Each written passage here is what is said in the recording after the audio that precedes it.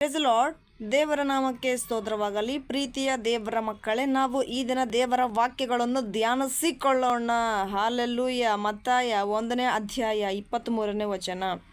ಇಮಾನುವೇಲ್, ದೇವರು ನಮ್ಮ ಕೂಡ ಇದ್ದಾನೆ. ಹಾಲೆಲೂಯ. ಸೊ ಪ್ರೀತಿಯ ದೇವರ ಜನರೇ, ನಾವು ವಾಕ್ಯಗಳನ್ನು ನೋಡ್ತಾ ಇದ್ದೇವೆನೆಂಬುದಾಗಿ ಹೇಳ್ತಾ ಇದ್ದಾನೆ ದೇವರು. ಇಮಾನುವೇಲ್, ದೇವರು ನಮ್ಮ ಕೂಡ ಇದ್ದಾನೆ, ನಮ್ಮ ಜೊತೆಗಿದ್ದಾನೆ. ಹಾಲೆಲೂಯ. ನಾವು ಭಯಪಡುವ ಚಿಂತೆನೇ ಇಲ್ಲ, ಸೈತಾನನೇ ಎದುರುಕೊಳ್ಳೋ ಅವಶ್ಯಕತೆನೇ ಇಲ್ಲ. ಯಾಕೆಂತ ಹೇಳಿದ್ರೆ ಅವನು ಎಷ್ಟು ಕುತಂತ್ರಗಳು ನಮ್ಮ ಜೀವನದಲ್ಲಿ ನಡೆಸುತ್ತಾನೋ, ಅವನು ಎಷ್ಟು ನಮ್ಮನ್ನು ಮೋಸಗೊಳಿಸುತ್ತಾನೋ, ದೇವರು ಅದರಿಂದ ನಮ್ಮನ್ನು ಇನ್ನೂ ಹೆಚ್ಚಾಗಿ ಅಗ್ನಿಯಾಭಿಷೇಕ ಸುರಿಸುತ್ತಾನೆ. ನಮ್ಮ ಜೀವನದಲ್ಲಿ ಅನೇಕ ಕಾರ್ಯಗಳನ್ನು ನಡೆಸುತ್ತಾನೆ. ಹಾಲೆಲೂಯ. ಅವನಿಗೆ ಎಷ್ಟು ನಾವು ಬಲಿ ಆಗ್ತೇವ ಪ್ರಿಯರೇ. ಹಾಲೆಲೂಯ. ದೇವರು ನಮ್ಮನ್ನು ಅವನ ಬಲಿಯಿಂದ ತಪ್ಪಿಸಿದಾಗ ನಾವು ನಮ್ಮ ಜೀವನದಲ್ಲಿ ಇನ್ನೂ ಅನೇಕ ಕಾರ್ಯಗಳನ್ನು ನೋಡಲು ಸಾಧ್ಯವಾಗಿದೆ. ಹಾಲೆಲೂಯ. ನಾನು ಸೈತಾನನಿಗೆ ತುಂಬಾ ನನ್ನ ಒಳಪಡಿಸಿಕೊಂಡು ಬಿಟ್ಟಿದ್ದಾನಪ್ಪ. ಅವನು ನನ್ನ ಜೀವನದಲ್ಲಿ ಬರೋ ಶೋಧನೆಗಳು ತರ್ತಾ ಇದ್ದಾನೆ, ಕಷ್ಟಗಳು ತರ್ತಾ ಇದ್ದಾನೆ ಅಂತ ಎಂಬುದಾಗಿ ನೀನು ಕೂತ್ಕೊಂಡಿದ್ರೆ ದೇವರು ನಿನಗೆ ತಿಳಿಸ್ತಾ ಇದ್ದಾನೆ. ಮಗನೇ ಮಗಳ, ನೀನು ಚಿಂತೆ ಪಡಬೇಡ, ನಾನು ನಿನ್ನ ಜೊತೆಗಿದ್ದೇನೆ. ಅವನು ನಿನಗೆ ಎಷ್ಟು ಕಷ್ಟ ಕೊಡ್ತಾನೋ ಅದಕ್ಕಿಂತ ಹೆಚ್ಚಾಗಿ ನಾನು ನಿನಗೆ ಆಶೀರ್ವಾದಗಳನ್ನು ಸುರಿಸುತ್ತೇನೆ. ಯಾವ ರೀತಿಯಾಗಿ ನೀರಾಗಿ ಆಶೀರ್ವಾದಗಳನ್ನು ಸುರಿಸುತ್ತಾನಂತೆ ಪ್ರಿಯರೇ. ಹಾಲೆಲೂಯ. ನಾವು ನೋಡ್ತೇವಲ್ವಾ, ನೀರು ಎಲ್ಲದಕ್ಕೂ ಶ್ರೇಷ್ಠವಾದದ್ದು, ಆದರೆ ನೀರಿಗೆ ಎಷ್ಟು ಮಹತ್ವವುಳ್ಳದು ಪ್ರಿಯರೇ. ನೀರು ಪ್ರತಿಯೊಂದಕ್ಕೂ ಕೂಡ ಬೇಕೇ ಬೇಕು. ಹಾಲೆಲೂಯ. ಪ್ರತಿಯೊಂದು ಕೆಲಸಕ್ಕೂ ಕೂಡ ನೀರಿನ ಅವಶ್ಯಕತೆ ಇದೆ. ನಮ್ಮ ಉಸಿರಾಡಬೇಕಾದ್ರೂ ನೀರಿನ ಅವಶ್ಯಕತೆ ಇದೆ.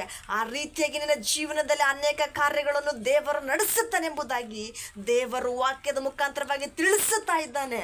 ನಿನ್ನ ಜೀವನದಲ್ಲಿ ನೀರಾಗಿ ಆಶೀರ್ವಾದಗಳು ಸುರಿತವೆ ಪ್ರಿಯರೇ. ಹಲ್ಲೆಲೂಯ. ನೀರಾಗಿ ಆಶೀರ್ವಾದಗಳು ಸುರಿತವೆ ಎಂಬುದಾಗಿ ಗ್ರಹಿಸಿಕೊಳ್ತಾ ಇದ್ದೀರಾ? ಎಷ್ಟೋ ಅನೇಕ ಕಾರ್ಯಗಳು ಜರುಗುತ್ತದೆ. ಸಮುದ್ರದಲ್ಲಿ ನೋಡ್ತೇವೆ, ನೀರು ಎಷ್ಟು ಇದೆ ಎಂಬುದಾಗಿ ಗ್ರಹಿಸಿಕೊಳ್ಳಲು ಸಾಧ್ಯವೇನೇ ಇಲ್ಲ. ಅಂತ ರೀತಿಯಾಗಿ ದೇವರು ನಿನ್ನ ಜೀವನದಲ್ಲಿ ಅವನು ಎಷ್ಟೋ ಕುತಂತ್ರಗಳು ತಂದಾಕಿದ್ರು ಕೂಡ ದೇವರು ನಿನ್ನ ಜೀವಿತದಲ್ಲಿ ಅಷ್ಟೆಲ್ಲ ಅದ್ಭುತ ಕಾರ್ಯಗಳನ್ನು ಅಡಗಿಸಿ ಇಟ್ಟಿದ್ದಾನೆ. ನಿನ್ನ ಜೀವನದಲ್ಲಿ ದೇವರು ನಡೆಸುತ್ತಾನೆ. ದೇವರಿನ ಸಂಗಡ ಇದ್ದಾನೆ, ನಿನ್ನ ಪಕ್ಕದಲ್ಲಿನೇ ಇದ್ದಾನೆ, ನಿನ್ನ ಜೀವನದಲ್ಲಿನೇ ಇದ್ದಾನೆ, ನಿನ್ನ ಅಂತರಾತ್ಮದಲ್ಲಿ ಹೃದಯದಲ್ಲಿನೇ ಇದ್ದಾನೆ. ಎಬ್ಬಿಸು, ಕರಿ. ದೇವರನಿಗೆ ಈ ಸಮಸ್ಯೆ ಆಗಿದೆ ಬಾ ಎಂಬುದಾಗಿ ಕರಿ. ದೇವರು ಬಂದು ನಿನಗೆ ತಕ್ಷಣವೇ ಬಿಡುಗಡೆ ಕೊಡ್ತಾನೆ, ಉತ್ತರವನ್ನು ಅನುಗ್ರಹಿಸ್ತಾನೆ ಪ್ರಿಯರೇ. ಹಾಲೆಲೂಯ. ಅನುಗ್ರಹಿಸ್ತಾನೆ. ಅದಕ್ಕೋಸ್ಕರ ದೇವರು ತಿಳಿಸುತ್ತಾ ಇದ್ದಾನೆ ಪ್ರಿಯರೇ. ಹಾಲೆಲೂಯ. ನಿನ್ನ ಜೀವನದಲ್ಲಿ ಅನೇಕ ಸಮಸ್ಯೆಗಳು, ಅನೇಕ ನೋವುಗಳು ಬಂದರೂ ಕೂಡ ದೇವರು ಆಶೀರ್ವಾದಗಳನ್ನು ರೀತಿಯಾಗಿ ನಿನ್ನ ಜೀವನದಲ್ಲಿ ಸುರಿಸುತ್ತಾನೆಂಬುದಾಗಿ ದೇವರು ತಿಳಿಸುತ್ತಾ ಇದ್ದಾನೆ. ಇದನ್ನು ಗ್ರಹಿಸಿಕೋ, ಇದನ್ನು ತಿಳಿದುಕೋ ಎಂಬುದಾಗಿ ದೇವರನಿಗೆ ತಿಳಿಸುತ್ತಾ ಇದ್ದಾನೆ ಪ್ರಿಯರೇ. ಹಾಲೆಲೂಯ. ತಿಳಿಸುತ್ತಾ ಇದ್ದಾನೆ. ಸ್ತುತಿ ಘನ ಮಾನ ಮಹಿಮೆ ಯೇಸುರಾಜನಿಗೆ, ನನ್ನ ಹೃದಯದ ದೀಪಗೆ ಸ್ತೋತ್ರ ಮೇಘ ಸ್ತಂಭವೇ, ಸ್ತೋತ್ರ ಅಗ್ನಿ ಸ್ತಂಭವೇ. ಭೂಮಿಯನ್ನು ಯಾವ ಆಧಾರವಿಲ್ಲದೆ ತೂಗಿ ಅಳಿದವನಿಗೆ ಸ್ತುತಿಗನ ಮಹಿಮೆ, ಸ್ತುತಿಗನ ಮಹಿಮೆ. ಸಮುದ್ರದಲ್ಲಿ ನೀರು ಹೇಗೋ ಹಾಗೆಯೇ ಭೂಮಿಯಲ್ಲಿ ನಿನ್ನ ಪ್ರಸನ್ನತೆ ತುಂಬಿದೆ. ಸ್ತೋತ್ರ ಮೇಘ ಸ್ತಂಭವೇ, ಸ್ತೋತ್ರ ಅಗ್ನಿ ಸ್ತಂಭವೇ. ಸ್ತುತಿ ಘನ ಮಾನ ಮಹಿಮೆ ಯೇಸು ಒಡೆಯನಿಗೆ, ನನ್ನ ಹೃದಯದ ದೀಪಗೆ.